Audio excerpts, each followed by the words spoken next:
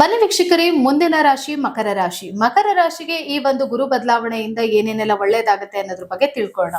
Madam, ಮುಂದಿನ ರಾಶಿ ಮಕರ ರಾಶಿ. ಮಕರ ರಾಶಿಗೆ ಈ ಗುರು ಬದಲಾವಣೆಯಿಂದ ಯಾವ ರೀತಿ ಒಳ್ಳೇದಾಗುತ್ತೆ ಅನ್ನೋದ್ರ ಬಗ್ಗೆ ತಿಳಿಸ್ಕೊಡಿ. ಖಂಡಿತ. ನಮಸ್ಕಾರ ವೀಕ್ಷಕರೇ, ರಿಲ್ಯಾಕ್ಸ್ ಸ್ಟುಡಿಯೋ ವೀಕ್ಷಕರಿಗೆ ನನ್ನ ನಮಸ್ಕಾರಗಳು. ಬನ್ನಿ, ಗುರುವಿನ ಬದಲಾವಣೆ ಸಾಕಷ್ಟು ಬದಲಾವಣೆ ತರೋದಕ್ಕೋಸ್ಕರನೇ ಗುರು 12 ತಿಂಗಳಿಗೊಮ್ಮೆ ಚೇಂಜಸ್ ನ ಮಾಡ್ತಾನೆ. ವರ್ಷಕ್ಕೊಮ್ಮೆ ತನ್ನ ಪಥವನ್ನ ಬದಲಾಯಿಸ್ತಾನೆ ಅಂತ ಅಂದ್ರೆ ನೋಡಿ, ಶನಿ ತನ್ನ ಪಥವನ್ನ ಬದಲಾಯಿಸೋದಕ್ಕೆ 2.5 ವರ್ಷ ಟೈಮ್ ತಗೊಳ್ತಾರೆ. ಆದ್ರೆ ರಾಹು ಕೇತುಗಳು ತನ್ನ ಪಥವನ್ನ ಬದಲಾಯಿಸಕ್ಕೆ 18 ತಿಂಗಳು ಟೈಮ್ ಬೇಕಾಗತ್ತೆ. ಈ ರೀತಿ ಲಾಂಗ್ ಡ್ಯೂರೇಷನ್ ಇದ್ದಾಗ ಜನಗಳಿಗೆ ಸಾಕಷ್ಟು ವೇದನೆಗಳಾಗ್ತಿರುತ್ತೆ. ಸಾಕಷ್ಟು ಜೀವನದಲ್ಲಿ ಬೇಸರ ಆಗೋದು, ನಾವ್ ಹೀಗೆ ಇದೀವ, ಲೈಫ್ ಅಲ್ಲಿ ನಾವು ಚೇಂಜಸ್ ಆಗಲ್ಲ ಅನ್ನೋ ಕಾರಣಕ್ಕೆ ಗುರುನ ಆದಷ್ಟು ಬೇಗ ವರ್ಷಕ್ಕೊಮ್ಮೆ ಚೇಂಜಸ್ ಆಗೋ ತರ ಬದಲಾವಣೆ ಆಗ್ತಾ ಇದೆ. ಲೈಫ್ ಅಲ್ಲಿ ನಮ್ಗೆ ಏನಾರು ಉನ್ನತ ಹೇಳಿಕೆ ಬೇಕಪ್ಪ, ಲೈಫ್ ಅಲ್ಲಿ ನಾವ್ ಏನಾರು ಒಂದು ಅಚೀವ್ಮೆಂಟ್ ಬೇಕಪ್ಪ, ಲೈಫ್ ಅಲ್ಲಿ ನಾನು ಏನಾರು ಒಂದು ಸಾಧನೆ ಮಾಡ್ತೀನಿ, ಅಥವಾ ಮಕ್ಕಳ ವಿಚಾರ ಆಗಿರ್ಬೋದು. ಈಗ ನಮಗೆ ಮಕ್ಕಳಿಲ್ದೆ ಲೈಫ್ ಫುಲ್ಫಿಲ್ ಅನ್ಸಲ್ಲ. ಹೌದು, ಖಂಡಿತ ಅಲ್ವಾ? ಮನೆಯಲ್ಲಿ ಅದೇನು ದೇವರಿಲ್ಲದ ಗುಡಿ, ಮಕ್ಕಳಿಲ್ಲದ ಮನೆ ಎರಡು ಒಂದೇ ಅಂತ ಹೇಳ್ತಾರೆ. ಹಾಗಾಗಿ ಒಂದು ಮನೆ ಫುಲ್ಫಿಲ್ ಆಗ್ಬೇಕು ಅನ್ನಪ್ಪ, ಒಂದು ಮನೆ ಸಂಪೂರ್ಣವಾಗಿ ಕಂಪ್ಲೀಟ್ ಆಯ್ತು ಮದ್ವೆ ಆದಾಗ ಅಂದ್ರೆ ಮಕ್ಕಳು ಬೇಕೇ ಬೇಕು. ಅದಕ್ಕೆ ಅಲ್ವಾ ತದನಂತರ ಮದುವೆ ಆಗಿದ ತಕ್ಷಣ ನಿರೀಕ್ಷೆ ಮಾಡೋದೇ ಮಕ್ಕಳಿಗೋಸ್ಕರ. ನಂತರ ಮಕ್ಕಳಾದ್ಮೇಲೆ ಆ ಮಕ್ಕಳಿಗೆ ಏಳಿಗೆ, ಎಜುಕೇಶನ್, ವಿದ್ಯಾಭ್ಯಾಸ ವೆರಿ ಇಂಪಾರ್ಟೆಂಟ್. ಒಬ್ಬ ತಂದೆ ಮಕ್ಕಳಾಗಿದ್ ಕೂಡ ಅವ್ನು ಯೋಚನೆ ಮಾಡಿದ್ರೆ ಅಷ್ಟು ನನ್ನ ಮಗನ ವಿದ್ಯಾಭ್ಯಾಸ ಆಗಿದೆ, ನನ್ನ ಮಗಳ ವಿದ್ಯಾಭ್ಯಾಸ ಆಗಿದೆ ಅಂತ ಯೋಚನೆ ಮಾಡ್ಬೇಕಾದ್ರೆ ಅಲ್ಲಿ ಗುರುಬಲ ಬೇಕೇ ಬೇಕು. ಇದ್ರ ಜೊತೆಗೆ ವಿದ್ಯಾಭ್ಯಾಸ ಮುಗೀತು ಅನ್ನೋ ಅಷ್ಟರಲ್ಲಿ ಉದ್ಯೋಗ ಬೇಕು. ಸೊ ಉದ್ಯೋಗ ಬೇಕು, ಅಲ್ಲೂ ಕೂಡ ಒಂದು ಗುರುಬಲ ಬೇಕು ಅಂತ ಅಂದ್ರೆ ಅಲ್ಲಿಗೆ ಸಪ್ತಮ ದೃಷ್ಟಿ ಕೊಟ್ಟಿದ್ದಾರೆ. ಹಾಗಾಗಿ ಮದುವೆ, ಉದ್ಯೋಗ ಸಿಕ್ತಪ್ಪ, ತದನಂತರಗಳಲ್ಲಿ ಏನ್ ಮಾಡ್ಬೇಕು, ನನ್ ಮಗನಿಗೆ ಮದುವೆ ಮಾಡ್ಬೇಕು. ನೋಡಿ, ಇದೊಂದು ಕಂಪ್ಲೀಟ್ ಚಿತ್ರ, ರೌಂಡ್ ಪ್ಯಾರಾಗ್ರಾಫ್ ಇದ್ದಂಗೆ ಅಲ್ವಾ, ಸೈಕ್ಲಿಂಗ್ ತರ.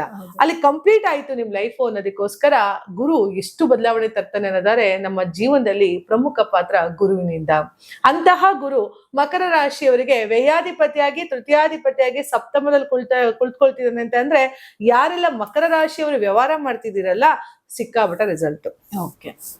ಯಾಕೆಂದ್ರೆ ಒಂದು ವ್ಯವಹಾರ ಮಾಡ್ತಾ ಇದೀವಪ್ಪ, ಅದಕ್ಕೆ ಕೈ ಹಿಡಿಬೇಕು, ಅಥವಾ ಅಲ್ಲಿ ನನ್ಗೆ ಏನಾರ ಒಂದು ಬಲಾನುಬಲ ಬೇಕು, ಸಾಕಷ್ಟು ಸಂಪಾದನೆ ಮಾಡ್ಬೇಕು. ನೋಡಿ, ಅದು ₹1 ಇರೋದು ₹10 ಆಗ್ಬೇಕು. ಅಟ್ಲೀಸ್ಟ್ ಏನಿಲ್ಲ ಅಂದ್ರೆ ನಮ್ಗೆ ₹1ಗಂತೂ ಲಾಸ್ ಆಗ್ಬಾರ್ದು. ಖಂಡಿತ. ಸೊ ಈ ತರ ನಾವ್ ಇದ್ದಾಗ ಲೈಫ್ ಅಲ್ಲಿ ಏನಾದ್ರು ಒಂದು ಸಾಧನೆ ಮಾಡ್ಬೇಕು ಅಂತ ಹೊರಟಿದ್ರೆ ಮಕರ ರಾಶಿಯವರು ಸಿಕ್ಕಾಬಿಟ್ಟ ಏಳಿಗೆ ಸಿಗ್ತಾ ಹೋಗುತ್ತೆ. ಮಕರ ರಾಶಿಯವರು ಮದ್ವೆ ಆಗ್ಬೇಕು, ಮದ್ವೆ ಆಗ್ತಿಲ್ಲ ಅಂತ ಅನ್ನೋರ್ಗೆಲ್ಲ 7ನೇ ಮನೆ ಗುರು ಬದಲಾವಣೆ ಆಗ್ತಿದ್ದಾರೆ ಅಂತ ಅಂದಾಗ ಖಂಡಿತ ಮದುವೆ ಯೋಗ ಕೊಡ್ತಾನೆ.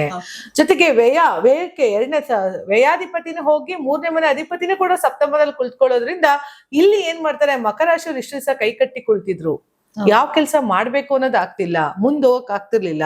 ಈಗ ಪರಾಕ್ರಮ ಸ್ಥಾನಾಧಿಪತಿ ಗುರು ಹೋಗ್ತಾ ಇದ್ದಾನೆ 7ನೇ ಮನೆಗೆ ಅಂತ ಅಂದಾಗ ವ್ಯವಹಾರಕ್ಕೆ ಮುನ್ನೆಜ್ಜೆ ಇಡಿಸ್ತಾನೆ, ಒಂದ್ ಹೆಜ್ಜೆ ಮುಂದೆ ಹೋಗಿಸ್ಬಿಡ್ತಾನೆ. ಯಾಕೆಂತ ಸಾಹಸನೇ ಮಾಡಿದ್ರೆ ನಾವೇನೂ ಮಾಡಕ್ಕಾಗಲ್ಲ ಅಲ್ವಾ.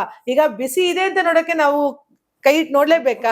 ಮುಟ್ಟಿ ನೋಡಿದ್ರೆ ನಮ್ಗೆ ಶಾಖದ ಪರಿಣಾಮ ಹೇಗ್ ಗೊತ್ತಾಗತ್ತೆ? ಸೊ ಮುಟ್ಟಿ ನೋಡಿದ್ರೆ ನಮ್ಗೆ ಶಾಖದ ಪರಿಣಾಮ ಗೊತ್ತಾಗೋದಿಲ್ಲ ಅಂದಾಗ ಅದೇ ಗುರು ನಮಗೆ ಬದಲಾವಣೆ ಆಗ್ತಾ ಇದ್ದಾನೆ, ನಮ್ಮ ಜೀವನದಲ್ಲಿ ಬರ್ತಾ ಇದ್ದಾನೆ ಅಂತ ಅಂದಾಗ ಆ ಗುರುವಿನ ಶಾಖ ನಿಮಗೆ ತಟ್ಟುತ್ತಾ ಹೋಗುತ್ತೆ. ಇಲ್ಲಿ ಸ್ವಲ್ಪ ಲೈಫ್ ಅನ್ನ ಚೇಂಜಸ್ ಮಾಡ್ಬೇಕು ಅಂತ ಮಕರ ರಾಶಿಯವರು ಅನ್ಕೊಳ್ತಾರೆ. ಯಾಕಂದ್ರೆ ಮಕರ ರಾಶಿಯವರಿಗೆ ಸಾಕಷ್ಟು ಬದಲಾವಣೆಗಳ ಅವಶ್ಯಕತೆ ಖಂಡಿತ ಇದೆ. ಮಕರ ರಾಶಿಯವರು 3ನೇ ಮನೆಯಲ್ಲಿ ಶನಿ ಇದ್ರೂ ಕೂಡ ಯಾವುದೇ ಕೆಲಸ ಕಾರ್ಯಗಳನ್ನ ಮಾಡಕ್ ಆಗ್ತಿಲ್ಲ. ಯಾಕಂದ್ರೆ 6ನೇ ಮನೆ ರೋಗ ಋಣ ಸ್ಥಾನಕ್ಕೂ ಕೂತಿದ್ರ, ಸಾಲಗಳು ಮಾಡ್ಬೇಕಾಗಿತ್ತು. ಎಷ್ಟು ಸಾಲ ಅಂದ್ರೆ ಆ ದುಡ್ಡನ್ನ ತಗೊಂಡ್ ಬಂದು ಇಲ್ಲ ಹಾಕೋದು, ಇಲ್ಲಿಂದ ತಗೊಂಡ್ಬಂದು ಅಲ್ಲ ಹಾಕೋದು, ಇದೇ ತರ ಕಮಿಟ್ಮೆಂಟ್ ಲೈಫ್ ಆಗೋಗಿದೆ ಮಕರ ರಾಶಿಯವ್ರಿಗೆ. ಎಲ್ಲೋ ಒಂದ್ ಕಡೆ ಒಂದು ಅಡ್ಜಸ್ಟ್ ಮಾಡಿ ಜೀವನ ಮಾಡ್ತಿದ್ರೆ ಮಕರ ರಾಶಿಯವರು ಅಂತಹ ಜೀವನದ ಪರಿಸ್ಥಿತಿಗೆ ಗುರು ಬದಲಾವಣೆ ತರ್ತಾ ಇರೋದ್ರಿಂದ ಸಾಕಷ್ಟು ಏಳಿಗೆನ, ಅಭಿವೃದ್ಧಿಯನ್ನ ಮಕರ ರಾಶಿಯವರು ನೋಡ್ತೀರಾ. ನಿಮ್ಮ ವ್ಯವಹಾರದಲ್ಲಿ ಲಾಭವನ್ನ ನೋಡಿದಾಗ, ನೀವು ಮಾಡ್ತಿರುವಂತ ಕೆಲಸದಲ್ಲಿ ಸ್ವಲ್ಪ ಪ್ರಮೋಷನ್ ನೋಡಿದಾಗ, ಹಣ ಬಂದಾಗ ತಾನೇ ಸಾಲ ತೀರ್ಸಕ್ಕಾಗುತ್ತೆ ಒಬ್ಬ ಮನುಷ್ಯನಿಗೆ.